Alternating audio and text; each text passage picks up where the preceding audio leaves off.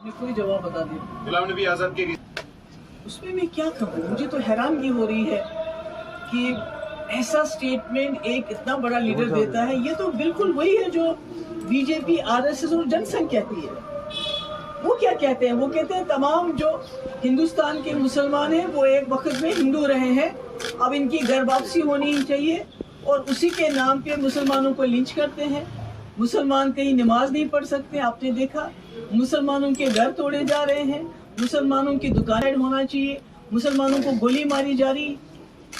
یہ جو آج ملک میں مسلمانوں کے ساتھ ہو رہا ہے, یہ تو آر ایس ایس, جن سنگھ اور بی جے پی کی وہی سوچ ہے کہ جتنے بھی مسلمان ہیں ان کو گھر واپسی کرنی چاہیے. اور آزاد صاحب نے بالکل یہی بات کہی ہے. مجھے تو تعجب ہے. کل بھی آپ نے دیکھا ہوگا کہ یو پی میں ایک لڑکے جس سے ایک ہندو لڑکی اور مسلمان لڑکے نے شادی کی, اس کے دونوں ماں باپ کو لنچ کر دیا گیا, مار دیا گیا. تو دس از ویری انفارچونیٹ. بڑی بدقسمتی کی بات ہے.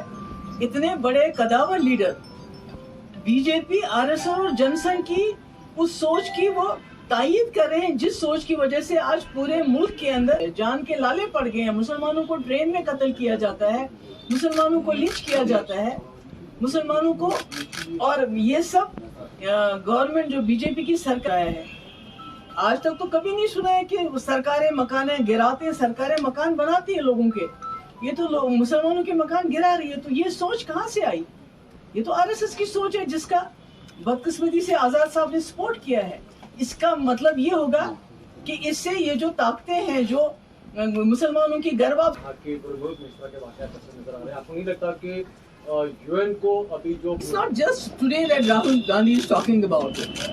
It has been last many years since the Chinese army has come into the Ladakh territory. اور کوئی 1000 اسکوائر کلومیٹر سے زیادہ زمین لی جو گریزنگ لینڈ ہے, جو گھاس چرائے ہیں, جہاں ہمارے جو لے کے لوگ تھے اپنے بیڑ بکریاں لے جاتے تھے چرانے کے لیے. اب وہ لوگ وہاں نہیں جا سکتے ہیں. یہ لے کے لوگ کہہ رہے ہیں, جس کو راہل گاندھی جو ہے اس کو ایکسپریس کر رہے ہیں. It's not about what Rahul Gandhi is saying. It's about what the people of Leh are talking. What the people of Leh are claiming that they can't take their animals anymore for grazing because China has occupied that land. It is 1,000 square kilometers.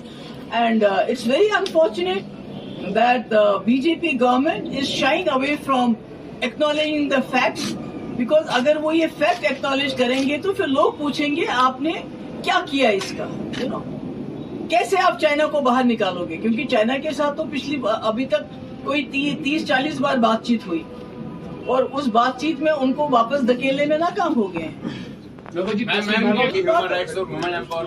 First thing is that جو مشال ملک ہے, میں اس کی کوئی وکیل نہیں ہوں, وکالت نہیں کر رہی ہوں. She is not terror convict like Sadhvi Pragya. Is she? No. Her husband Yasin Malik has been convicted. When a terror convict like Sadhvi Pragya goes around, advocating openly to sharpen your knives, to kill so and so. Even the Prime Minister at one point of time said when Sadhvi Pragya used very abusive language about Gandhiji. He said that my heart is not going to forgive her. But she is roaming outside, like anybody. Sadhvi Pragya, جو مشال ملک ہے, وہ تو کوئی مجرم نہیں ہے.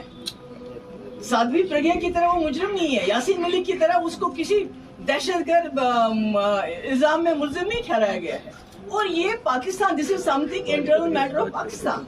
And I think the BJP government should learn a lesson from them, because Pakistan is trying to reward and honor those people who they think have been pleading their cause in J&K. What about the people like Sheikh Saab? شیخ صاحب جیسے لوگ جنہوں نے جموں کشمیر ایک مسلم majority state کو ہندوستان کے ساتھ ملایا, اکیلا مہاراجا تو نہیں کر سکتے تھے ایسا. What about that? What has BJP done to him? Instead of awarding him, honoring him, جہاں بھی ان کا نام ہے اس کو نام کو مٹا رہے ہیں. مفتی صاحب, जिन्होंने जिंदगी भर who fought to win the hearts and minds of people of J&K so that Jammu Kashmir के लोग और मुल्क के लोग नजदीक आते.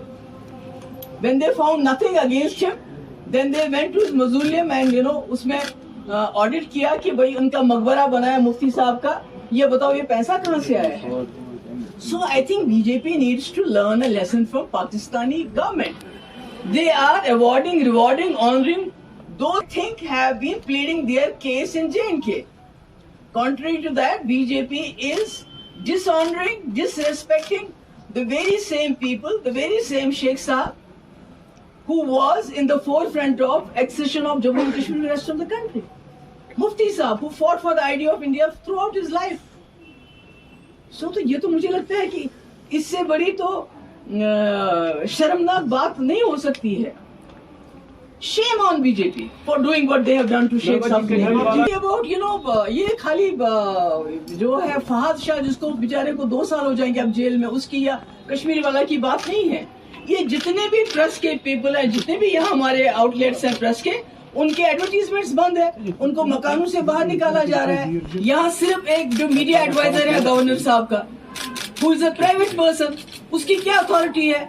सारा वो जो किसको ऐड देना है, किसको नहीं देना है, अखबार में किसकी खबर छपनी चाहिए, किसकी खबर नहीं छपनी चाहिए, या तो वो करता है या तो वो था जो ग्रेटर कश्मीर में इनका बंदा था जिसके खिलाफ 25 FIR है.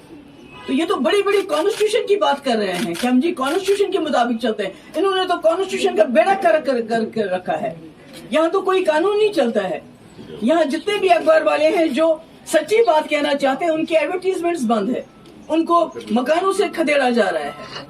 और कुछ चंद अखबार हैं जो इनकी तूती बोलते हैं, जो इनका बात चलाते हैं, उनको एडवर्टीजमेंट देते हैं, उनको मकान दिए, उनको बंगलो दिए हैं.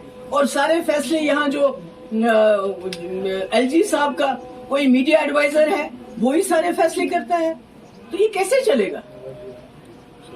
वो क्या कहें उनको हम ये मैं बताना चाहती हूँ.